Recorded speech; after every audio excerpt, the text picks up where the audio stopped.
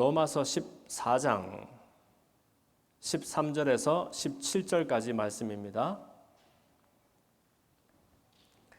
로마서 14장 13절에서 17절까지 말씀 한 절씩 번갈아서 읽겠습니다.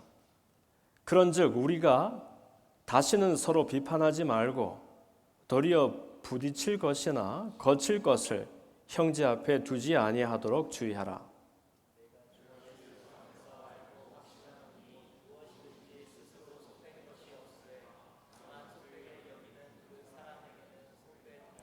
만일 음식으로 말미암아 내 형제가 근심하게 되면 이는 내가 사랑으로 행하지 아니함이라. 그리스도께서 대신하여 죽으신 형제를 내 음식으로 망하게 하지 말라. 함께 하나님의 나라는 먹는 것과 마시는 것이 아니요 오직 성령 안에 있는 의와 평강과 희락이라. 아멘. 할렐루야. 우리 주님 사랑하시면 아멘 합시다. 아멘. 예수님은 어제나 또 오늘이나 영원토록 동일하신 우리의 좋은 주님이십니다. 저는 어제 오늘 날씨가 너무 좋지 않아요?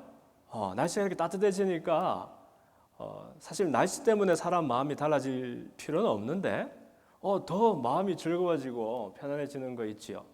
그러면서 참 감사한 것이 많다 하는 것이 문득 이렇게 떠올랐어요. 사실 인디애나의 겨울이 얼마나 길고 또 춥습니까? 근데 가만 생각해 보니까 그 추웠던 겨울이 있었기 때문에 평소에 이렇게 당연하게 생각했었던 좋은 날씨들이 더 감사하게 느껴지는 것 같아요. 사실 제가 필리핀에 있을 때에는 따뜻한 날씨를 그렇게 감사한 적은 없었던 것 같아요. 따뜻하다는 것이 아니라 사실은 무더웠죠. 그런데 인디애나에 살다 보면 항상 이렇게 한 번쯤 그 필리핀의 후텁지근한 날씨 속으로 들어가고 싶다 하는 그런 생각들이 들곤 했었어요. 참 신기하죠. 우리가 당연하게 생각하면 기뻐할 것도 감사할 것도 그렇게 많지 않은 그런 것 같아요. 그런데 조금만 눈을 새롭게 뜨면 우리 주위에 얼마나 감사할 제목들이 많이 있는지. 그래서 저는 어제 날씨가 참 좋은 것을 보고 날씨가 이렇게 참 우리에게 큰 선물이 될 수 있구나 감사했고요. 또 아침에 이렇게 또 와보니까 또 교회가 세상에 별로 덥지도 않은데 오늘 한 80도 되나요? 별로 덥지도 않은데 또 막 이렇게 얼마 전까지는 따뜻한 바람이 나오더니 오늘 좀 시원한 바람이 이렇게 막 나오는 거 있죠. 에어컨을 틀어서. 기절초풍할 일 아닙니까 여러분? 지금도 사실은 이 지구촌 곳곳에 얼마나 많은 곳에서 예배 자리를 사모가 되어도 나가지 못하는 사람들이 얼마나 많으며 마음껏 이렇게 소리를 높여서 찬양을 부르고 싶어도 부르지 못하는 곳이 얼마나 많은지 몰라요. 우리는 그것을 당연하게 생각하다 보니까 감흥도 감동도 없지만 사실은 이 예배의 자리로 나올 수 있다는 이 사실 하나가 우리에게는 놀라운 특권이고 또 축복이 된다는 것이죠. 그리고 사실 여기에 무슨 후텁지간 날씨가 있습니까? 아니면은 필리핀처럼 1년의 절반은 비가 오는 그런 우기가 있습니까? 그리고 의자는 너무 쾌적해서 좋고 바람은 시원해서 좋고 이렇게 그냥 코지하게 예배를 드릴 수 있는 이런 곳이 있다는 것은 정말 우리가 많은 사람들이 상상도 하지 못하는 그런 특권을 누리는 것 같아요. 그래서 우리 삶 가운데서 물론 도전과 또 어려움과 염려가 없을 수는 없지만 그러나 그 너머에서 여전히 우리가 알지 못해서 그렇지 가장 선하고 좋은 길로 우리를 이끌어가고 계시는 주님의 솜씨를 신뢰하면서 믿음의 눈을 열어서 기뻐하며 감사하는 그런 일들이 우리 가운데 많이 있었으면 좋겠습니다. 그런 마음을 담아서 우리 하나님께 하나님 감사해요 사랑해요 하는 마음으로 박수를 한번 보낼까요?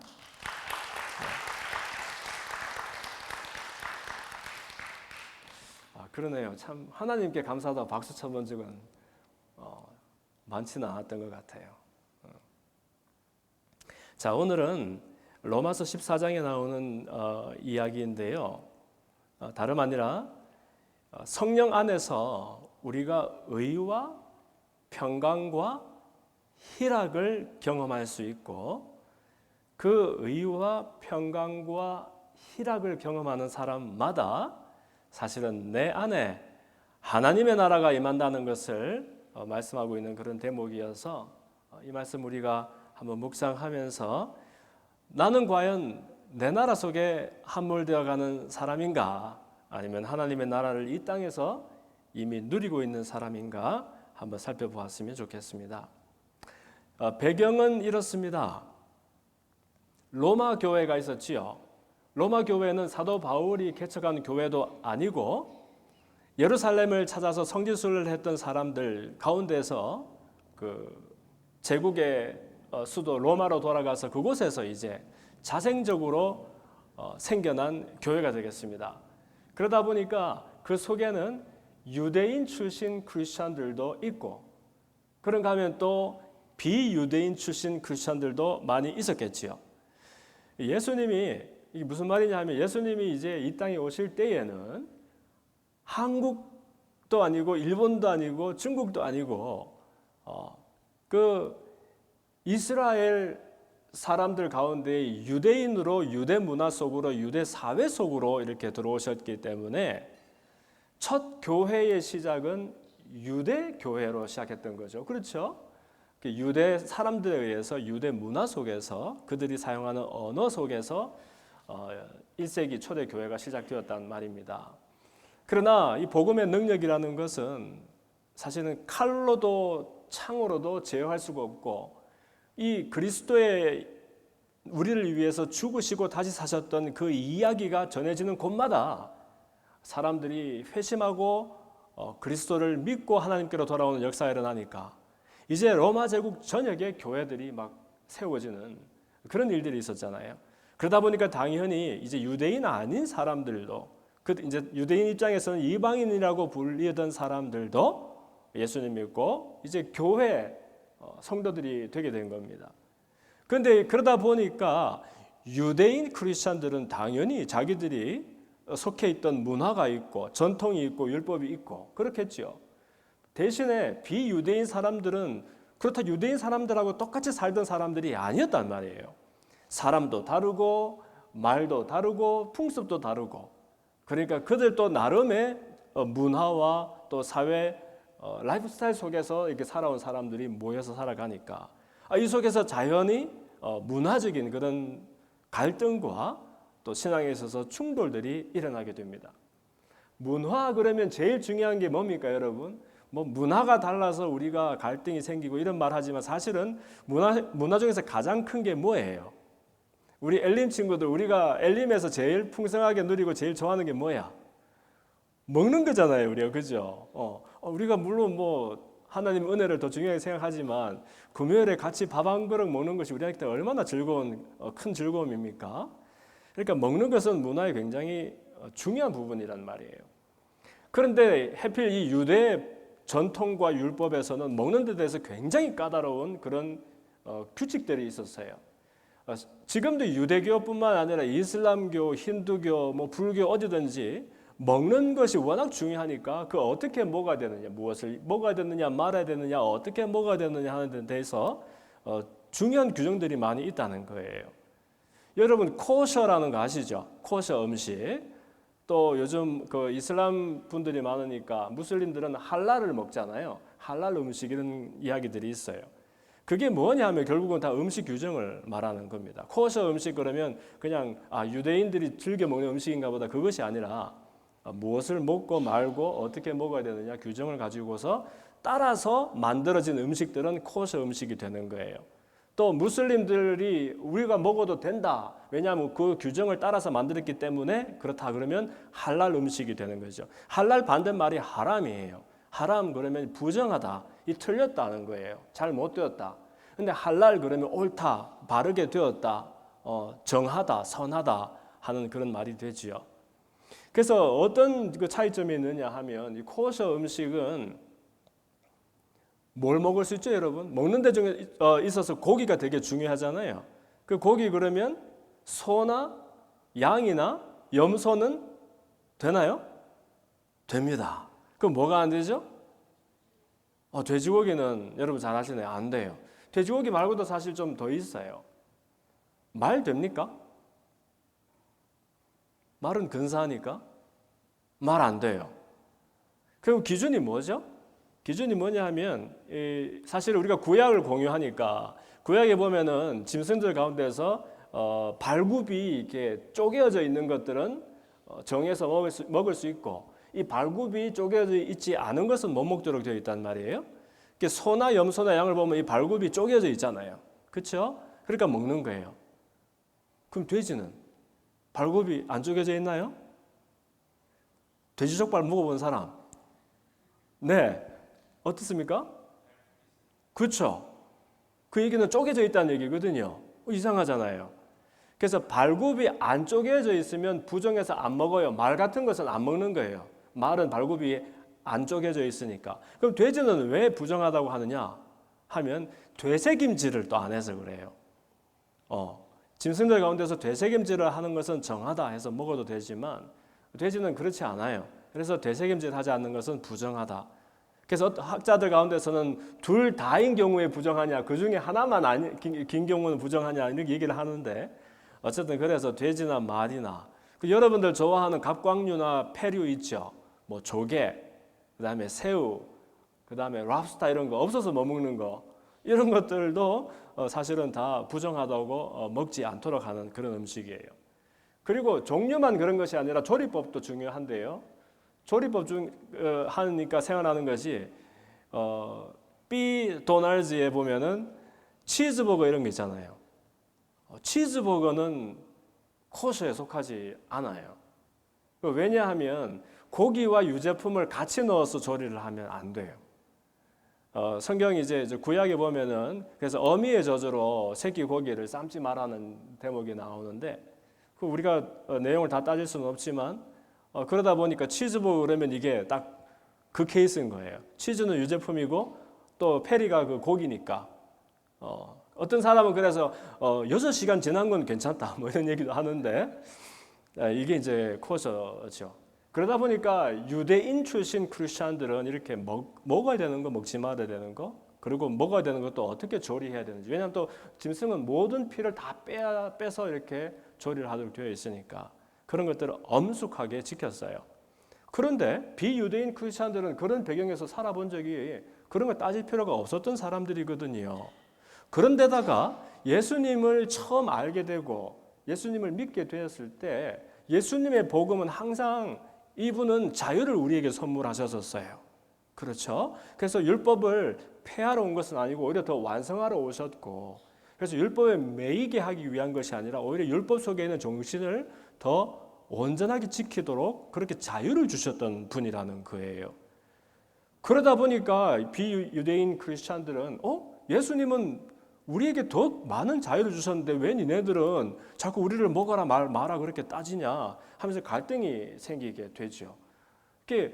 먹지 말아야 된다는 사람은 먹는 사람 보고 막 손가락질을 하게 되고 또 그걸 막 따지는 사람들한테 또 이방 출신 크리스천들은 상처를 받아서 저 사람들은 율법주의자다라고 막 서로 욕을 하게 되고 이러니까 이제 비판과 정죄가 깊어지면서 화목은커녕 이제 분열이 생기게 된 겁니다.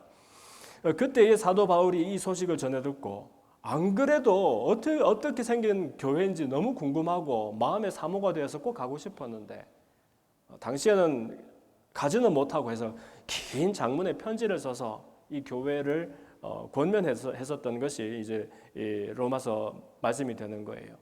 그 중에서 특히 이제 오늘 본문을 보면 바울이 이런 말을 합니다. 정말 이 사람은 부활의 주님을 제대로 만났고 예수님을 통해서 복음의 핵심을 분명히 이해했던 그런 사람이었던 것 같아요.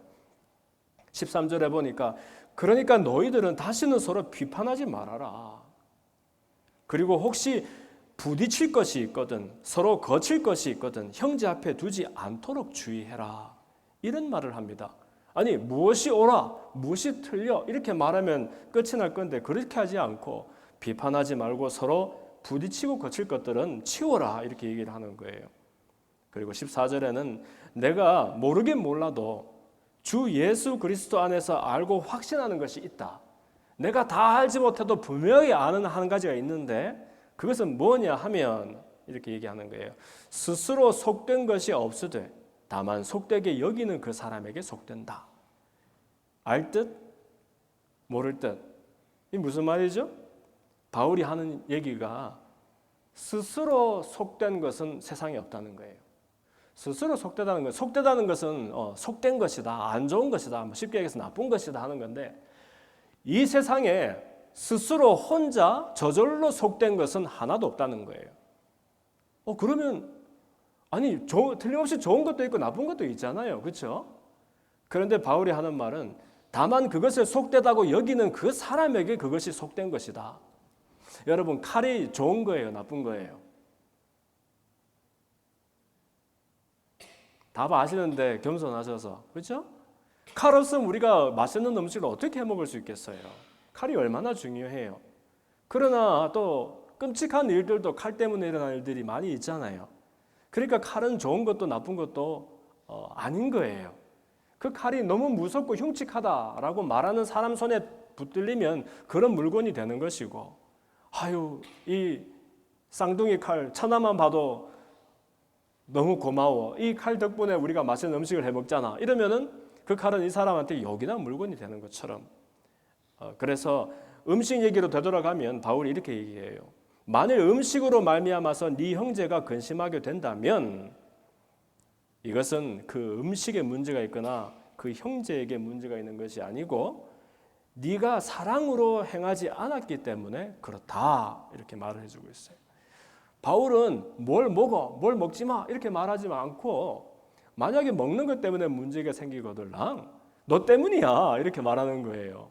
네가 그 친구에게, 그 형제에게 사랑으로 행하지 않았기 때문에 그 사람이 먹는 음식이 문제가 되게 된 거야, 이렇게 말을 하고요. 예수님께서 대신 죽어주신 그 형제, 예수님도 그 형제를 위해서 대신 죽어주셨는데 그 형제를 향하여 네가 음식 때문에 그 사람을 망하게 하지 마라, 이렇게 말을 하는 거예요. 참 신통한 이야기죠. 다른 말로 이야기하면 예수님도 정죄하지 않는 사람을 네가 함부로 정죄하지 마라, 얘기하는 것이고요. 예수님이 너무너무 귀하게 여기셔서 자기 목숨까지 대신 내어주셨던 어떤 사람을 향해서 아유, 그 사람 왜 그래, 저 사람 없애겠다, 이렇게 하면서 함부로 정죄할 일 아니다.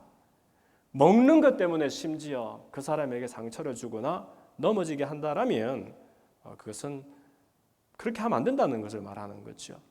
그러면서 16절에서는 너희의 선한 것이 비방을 받지 않도록 해라 하는 아예 쐐기를 박는 말을 합니다. 따라합시다. 너희의 선한 것이 비방을 받지 않게 하라.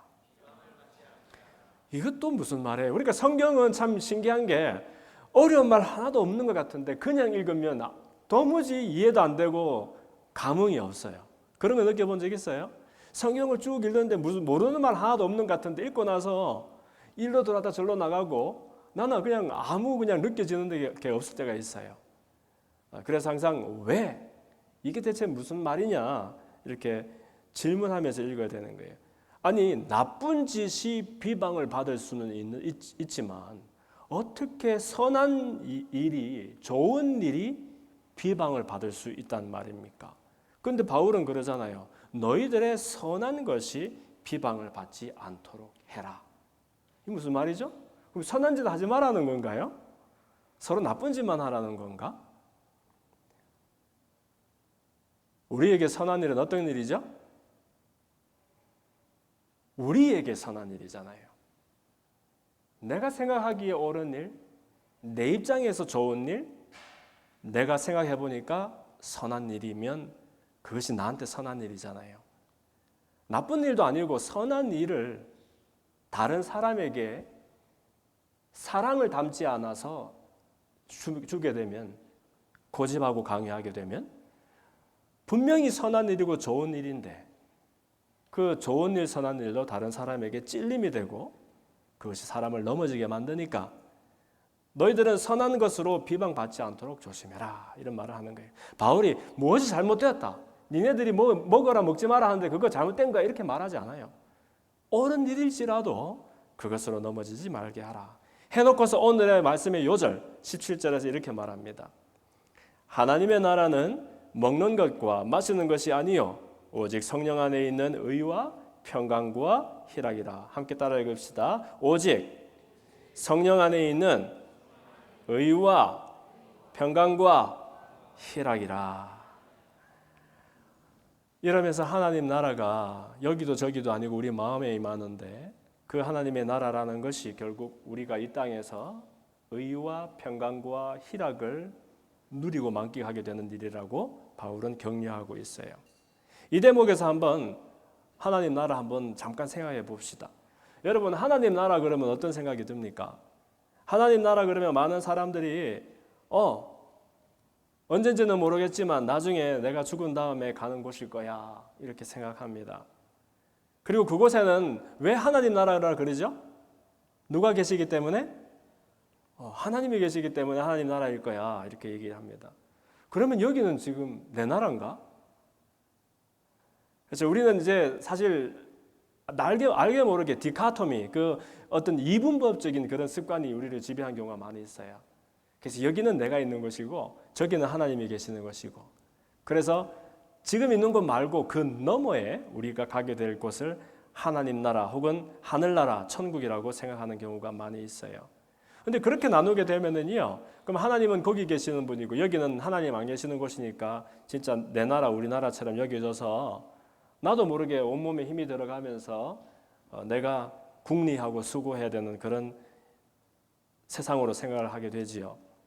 그런데 예수님은 물론 우리가 죽은 다음에 또 주님이 장차 오실 때에는 온전한 몸을 입고 부활도 경험할 것이고, 또 그것이 아니라 이 땅에서의 생애를 마감하고 나면 또 우리들의 약속된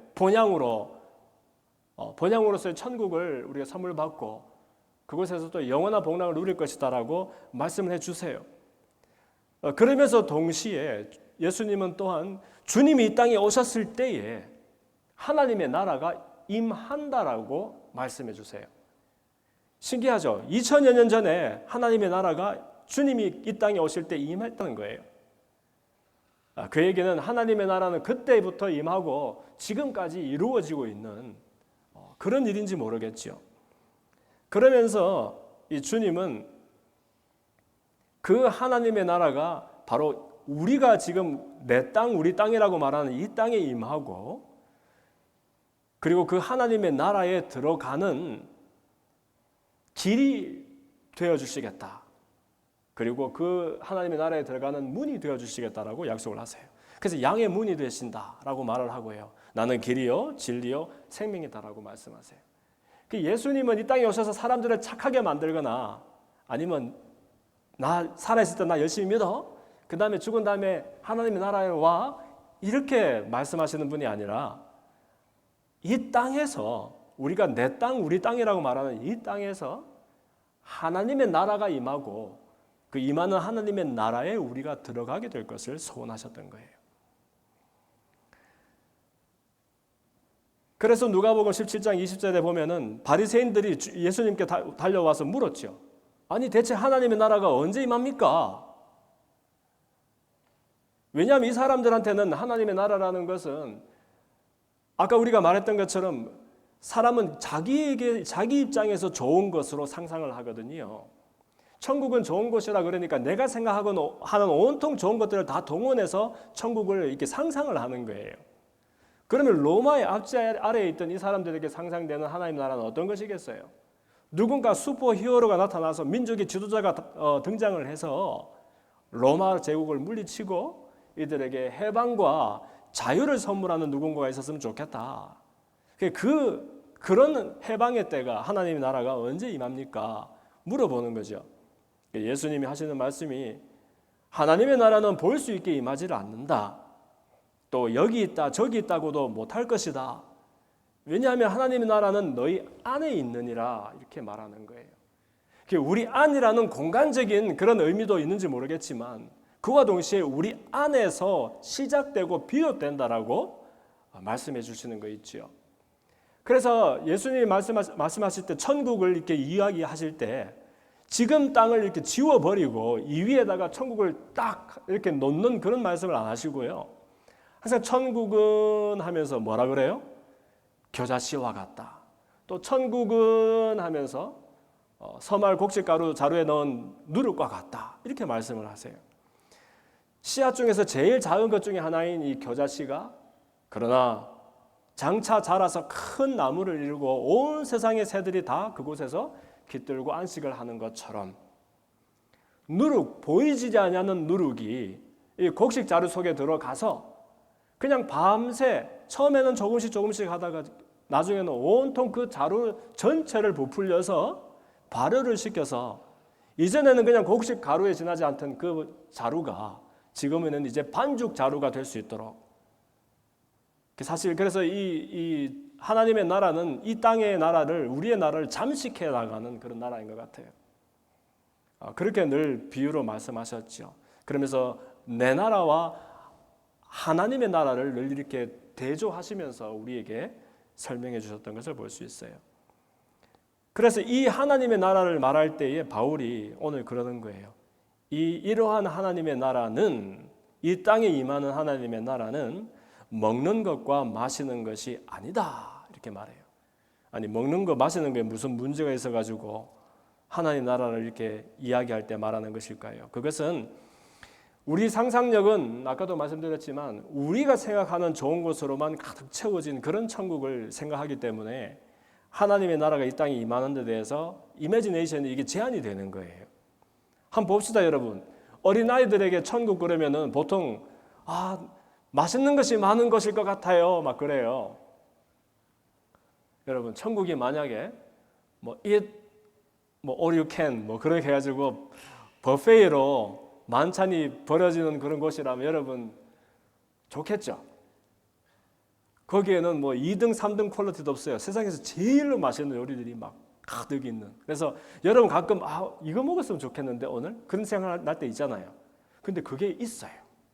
어릴 때 저걸 한번 먹어봤으면 좋겠는데 싶은데 그게 빠짐없이 있어요. 왜냐하면 거기는 맛있는 게 다 있어야 되니까. 그런 곳이 있다면 여러분 얼마 동안 만족할 것 같아요. 맛있는 음식이라는 것이 정말 배가 고플 때라든지 아니면 너무 오랫동안 그걸 못 먹어봤을 때 그립고 또 만났을 때 반가운 것이지 아무 때나 손만 뻗으면 먹을 수 있는 그런 음식이 되었을 때 좋은 것도 하루 이틀이죠. 하루에 여러분 3끼 먹지 5개 6개 먹을 수 있습니까? 그럼 나중에 쳐다보고도 싫을 거예요 아마 음식이.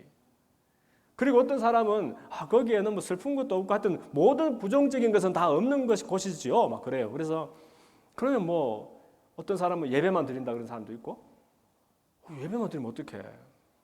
얼마나 힘들겠어요. 주일날 와서 이렇게 1시간 있다 가는 것도 힘든데. 그렇죠? 그리고 또 어떤 사람들은 아니야. 그게 아니라 내가 좋아하는 것이 다 있을 거야. 나는 탁구를 좋아한다. 탁구만 칠 수 없잖아요. 그것도 한 이틀 3일 치면 지겹잖아요. 어떤 사람은 조금 더 상상을 해요. 탁구장 옆에 당구장이 있습니다. 그럼 당구를 막 친다는 거야. 그럼 또 그것도 지겨우면 또 그 옆에 가면 또 볼링장이 있습니다. 그러니까 좋은 거는 다 있어야 된다는 것이죠. 여러분이 알고 있는 모든 좋은 거, 그게 먹는 거든 누리는 거든 보는 거든 다 모아보세요. 다 모아서 그 천국 속에다 집어넣어 보세요. 그래도 우리가 정의하는 좋은 것으로는요 영원한 만족을 줄 수 없어요. 1년이 2년이 지나고 10년이 지나고 그래도 한결같이 똑같은 크기와 무게로 나를 만족을 줄 수 있는 그것이 어떻게 될 수 있겠어요? 그러므로 천국에 진짜 절묘한 정의라는 것이 있다면 우리가 정하는 좋은 것들을 받는 그런 것이 아니고요. 사실은 하나님이 정하시는, 하나님이 우리에게 정하시는 좋은 것들을 베풀어 주시는 곳이 되어야 되지 않겠나. 그것이 천국의 좋은 정의가 된다는 거예요. 사람은 문제와 도전이 없는 곳에는 지겹고 따분해서 잠시도 견딜 수가 없죠. 웨스트 라페이트 너무너무 좋은 도시지만 아무리 좋은 도시라도 여기서 평생 있다 보면 어떤 분들은 다른 것도 궁금해 할 거 아닙니까? 근데 그런 곳이 만약에 천국이라 그러면 납득이 안 되죠. 그래서 우리가 상상으로는 안 되지만 하나님이 정의하시는 우리에게 필요하고 제일 좋은 것들이 모자람 없이 베풀어지는 곳이 천국이다. 이렇게 생각하면 이해가 잘 될 것 같아요. 그런데 이런 사실들을 생각해 보면은 결국 우리가 오늘날 치열하게 다투고 다루고 겨루고 있는 모든 것들은 어떻게 보면 대부분 먹는 것과 마시는 것에 있을지 모른다는 것이죠. 우리 관계 속에서 개인의 삶 속에서 너무너무 중요해서 바들바들 떨면서 이렇게 붙들고 씨름하고 있는 것들 있죠. 이런 것들은 사실 하나님이 우리에게 베풀어 주실 좋은 것들과는 너무나 거리가 먼 그런 것들에 우리가 너무 집착하며 살아가는 것은 아닌가 생각해 보게 된다는 거예요. 유대인 크리스찬들과 비유대인 크리스찬들이 먹는 것 때문에 이렇게 해야 돼 저렇게 해야 돼 하면서 서로에게 상처를 주고 지를 때 바울은 하나님의 나라는 먹는 것과 마시는 것에 있지 않아 이렇게 말을 해주면서 그러면 우리가 어떻게 이 땅에서 하나님의 나라를 누릴 수 있느냐? 성령 안에서 의와 평강과 희락을 경험할 때 내 안에 천국이 임한다 이렇게 말씀해주고 있는 거예요. 한 개씩 살펴봅시다. 의, 평강, 희락 짧게 한번 살펴보는데 첫 번째 따라합시다. 오직 성령 안에서 의입니다. 하나님의 나라가 성령 안에서 하나님의 의라고 말합니다. 이때의 의는 사람의 의가 아니라 하나님의 의, righteousness of God을 이야기합니다.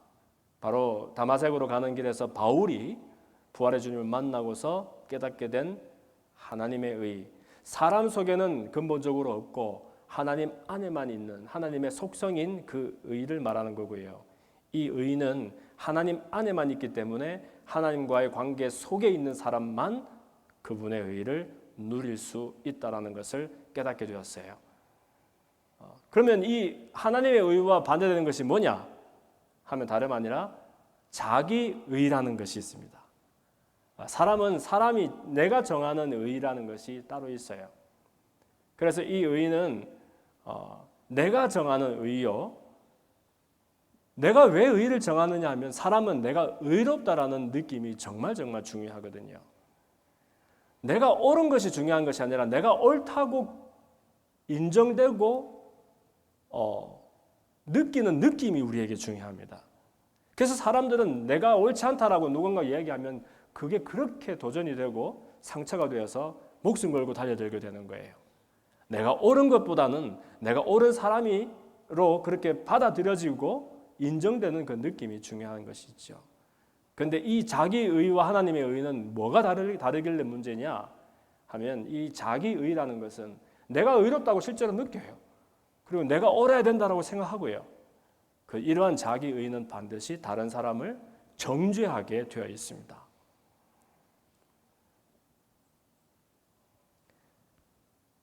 그렇다면 하나님의 의는 우리의 의와 어떻게 다른 것이냐? 하나님의 의라는 것은 사람이 하나님과 관계가 회복되어지면 하나님의 속성인 이 하나님의 의를 경험하게 되는데 그러면 결국 내가 아무리 착한 사람도 온전한 사람도 나는 극악무도한 죄인이구나. 내 속에는 의가 아니라 불의밖에는 없구나 하는 것을 절절하게 깨닫고 그래서 하나님에게 의지하게 되는 그러한 삶을 살게 된다는 거예요. 그래서 하나님의 의에 속하게 되면 우리 속에는 더 이상 정죄가 없게 된다는 것이죠. 여러분 죄라는 것이 뭡니까? 죄는 우리는 자꾸 죄 그러면 규칙 지키느냐 마느냐만 생각하잖아요. 그렇죠? 그런데 사실은 이거는 사람이 이 규칙이라는 것 자체가 우리가 죄인이라는 방증이 되잖아요. 너도 나도 죄인이니까 서로 죄 짓는 것으로부터 우리를 지키기 위해서 규칙을 만드는 거예요. 법을 만드는 거예요. 그래서 어떻게 할 수 있느냐? 이 법을 정해놓으면은 60마일 도로에서 60마일을 넘어 달리는 사람이나 60마일 밑으로 달리는 사람이나 마음은 한 가지예요. 70마일 달리는 사람은 아유 누가 안 보겠지. 난 조금이라도 더 빨리 가고 싶어 해서 달리는 거고 50마일 달리는 사람은 하나도 빨리 가고 싶은데 그 누가 보겠지 싶어서 안 가는 것뿐이지 두 사람 속에는 여전히 빨리 달리고 싶은 욕구는 같이 있는 거예요. 그렇죠?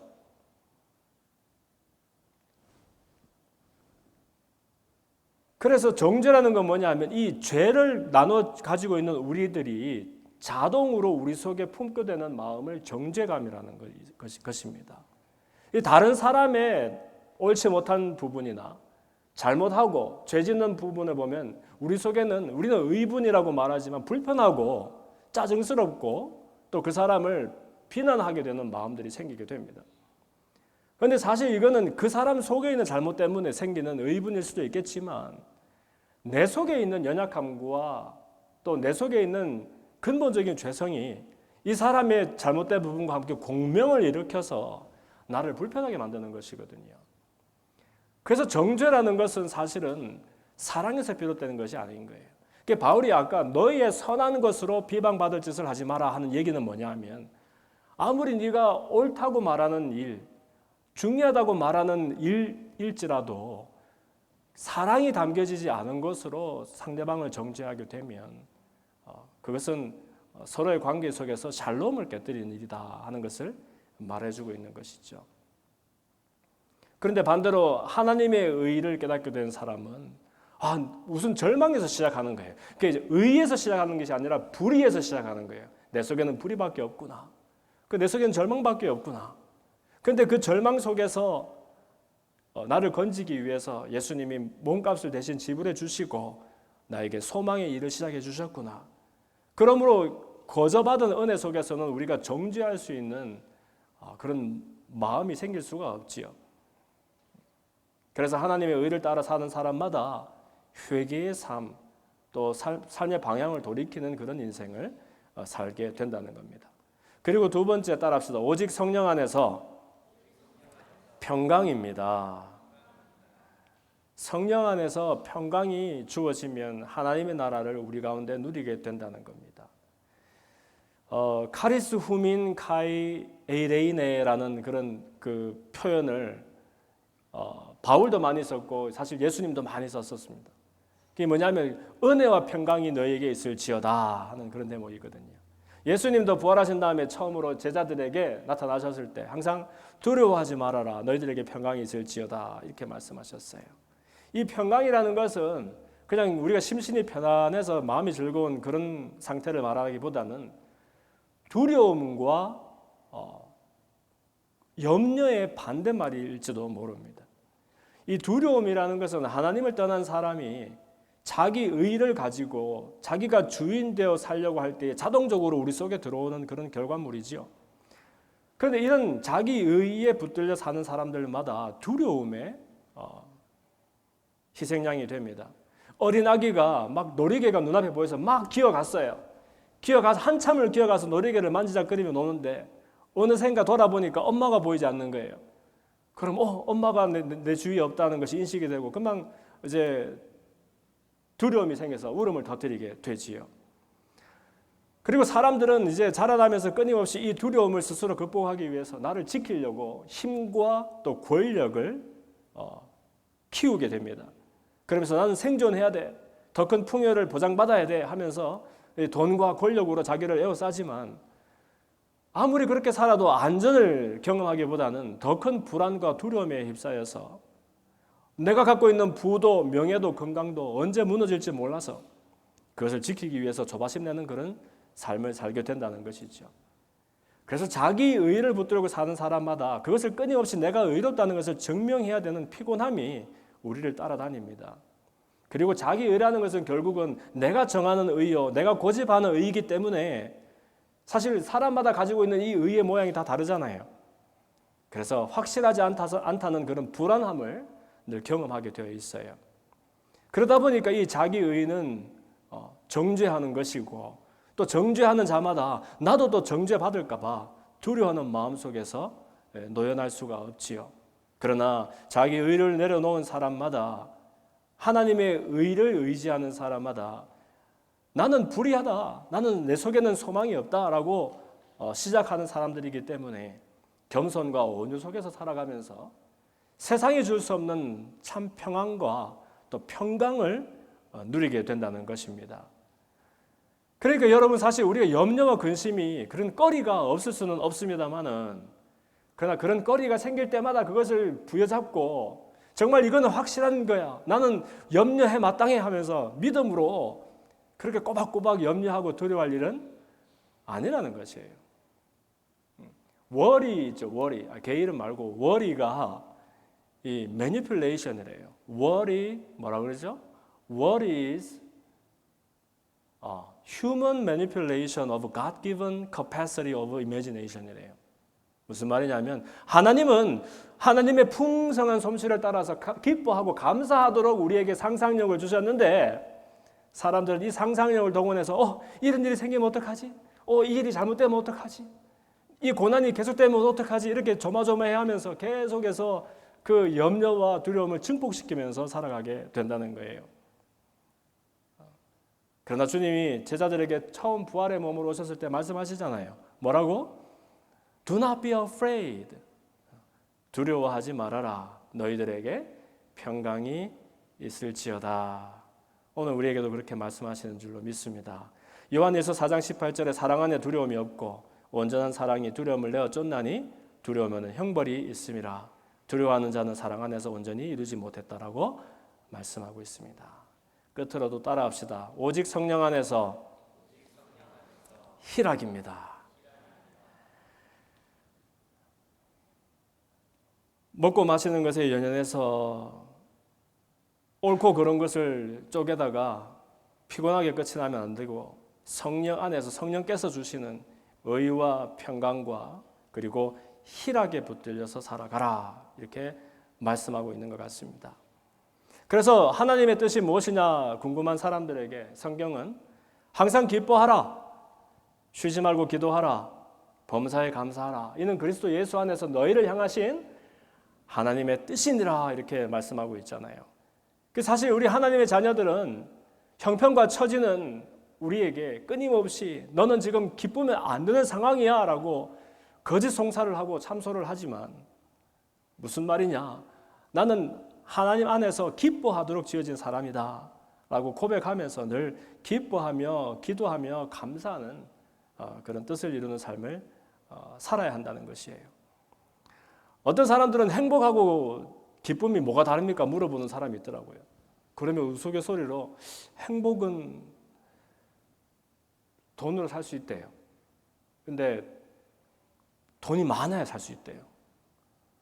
들어본 적 있어요? 그래서 행복을 돈으로 살 수 있어? 그러니까 살 수 있어. 근데 우리는 못 사. 왜? 그러니까 우리는 돈이 그렇게 많지 않아. 뭐 이런 얘기 처음 듣습니까? 그래서 무슨 뭐 이런 가방을 사야 행복할 수 있다는 거예요. 그걸 못 사면 행복하기 어렵대요. 그러니까 막 또 실망이 돼가지고 그럼 우리 행복 안 한 거야? 그러니까 남자분이 아니야, 우리 기쁨은 살 수 있어. 어떻게 해? 그러니까 기쁨은 조금 싸대요. 다이소 가면 살 수 있다는 거야. 저 오늘 흥행했습니다. 애들 웃긴다는 건 보통 일이 아니에요. 근데 이거 사실 여러분 틀린 거 아니에요? 사람들은 자꾸 행복은 어떤 조건들이 이렇게 있을 때 이렇게 행복해질 수 있고 그리고 기쁨은 싸다 이런 얘기를 하는데 저는 오히려 반대인 것 같아요. 세상에 돈으로 살 수 있는 것은 아무리 비싸도 그렇게 중요하지 않아요. 그렇죠? 행복을 나는 돈도 모르지만 엄청 비싼 가방이 있어야 행복할 수 있다 그러면 그게 크게 보이지 않고요. 오히려 그건 정말 하찮은 것이에요. 돈으로 살 수 있다는 것은. 근데 내가 기쁨을 다이소에서 살 수 있는지는 모르겠지만 어쨌든 만약에 이 돈으로도 못 사는 것이라 그러면 그게 정말로 귀한 것이 되겠죠. 저는 기쁨이 그런 것이라 생각을 해요. 환경과 처지가 행복할 어떤 조건이 되어야 행복할 수 있는 것은 아무나 하면 되는 거고 그거는 그냥 있으면 감사하고 없으면 좀 아쉽고 그런 것이지만 이 성도의 기쁨이라는 것은 하나님의 자녀로서 누리는 기쁨이라는 것은 이건 정말 무조건적이고 초자연적인 그런 것이거든요. 전 지금도 저희 부모는 누가 언제가 제일 행복했어요? 언제가 제일 기뻤어요? 물어보면 저희들 두 말 없이 그냥 필리핀에 처음 갔었던 아무 생각도 없이 그냥 갔었던 그때가 제일 행복했다라고 얘기하고 아마 할 거예요. 그렇게 20 몇 살밖에 안 되던 그때 누가 오라는 사람도 없었고 갈 데도 없었고 가서 할 일도 정해지지 않고 무턱대고 무슨 야반도주하는 사람처럼 옷가방, 책가방 들고서 갔던 그 바교실이라는 곳에서 우리는 그때 현지 분들도 돈 줘도 살지도 않는 그 여인 속에서 첫 신혼 그 살림을 시작을 했단 말이에요.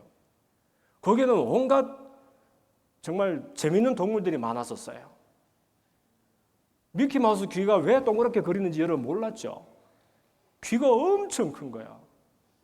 여러분 바퀴벌레 발자국 소리가 그렇게 요란한지 혹시 들어본 적 있습니까? 밤마다 저벅저벅 난 구두 신고 다니는 줄 알았어. 바퀴벌레 너무 커서. 근데 그분들과 늘 함께 살았어요. 근데 조그만한 그 방 하나에 침대 하나 달랑 그 싱크대 같지도 않은 거 하나 놓고서 거기에서 이렇게 살아가는 그때가, 그러다가 언젠가 한번 송금을 받는데 그것이 클리어런스가 안 되어가지고 돈이 떨어져서 쌀은 산다고 안 그러고 판다고 그럽니다.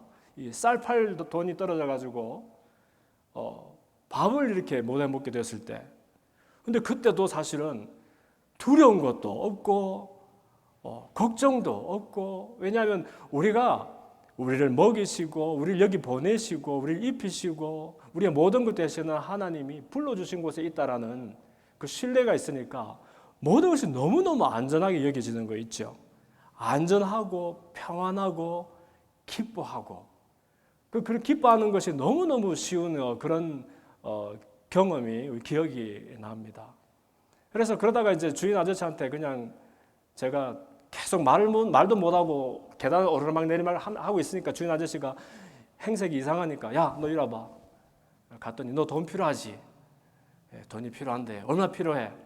자꾸 막 왔다 갔다 하니까 장사하는데. 그래서 아니 내가 돈이 있는데 얼마 필요해? 시끄러 얼마 필요해? 그래서 제가 지금으로 치면 한 몇십 불도 안 되는 돈을 얘기하니까 얼른 주더라고요. 그걸 가지고 막 달리듯이 올라가서 아내 손을 붙잡고 재래시장으로 뛰어가서 쌀도 많이 팔면 돈 모자랄까 봐 한 2kg인가 3kg인가 팔고, 파인애플 하나 이렇게 깎은 거 들고 막. 그런데 이제 그 속에는 환경과 조건에서 오는 그런 즐거움이 아니라 하나님이 우리에게 옷 입혀주시는 그분의 의, 그리고 하나님이 두려워하지 말아라, 내가 너와 함께 있다, 평강이 너희들에게 있을지어다 라고 말씀하시는 그것. 그리고 항상 기뻐해, 마음 졸이지 말고 기뻐해, 내가 성령 안에서 너희들에게 주는 마음이 그것이고 네가 기뻐하는 것이 내게 가장 큰 예배가 된다라고 말씀하시는 그것이 우리들에게 옷 입혀져 있던 그런 신뢰가 있었어요.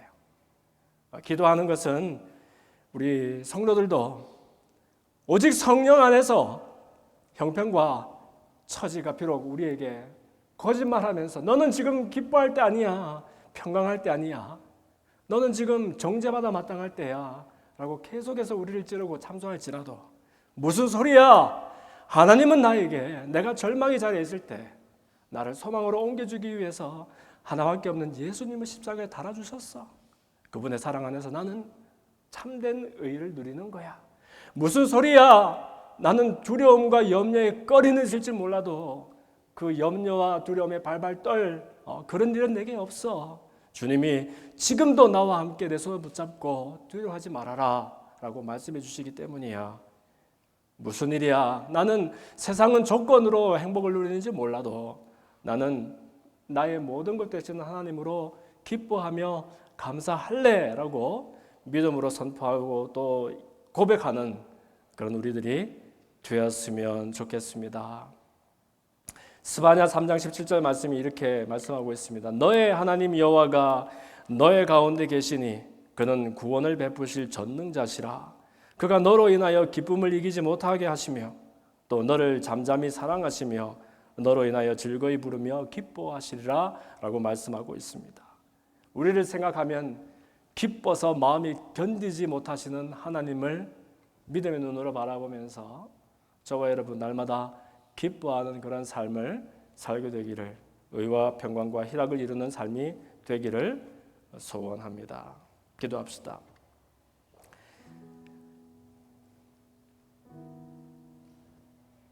살아계신 아버지 하나님,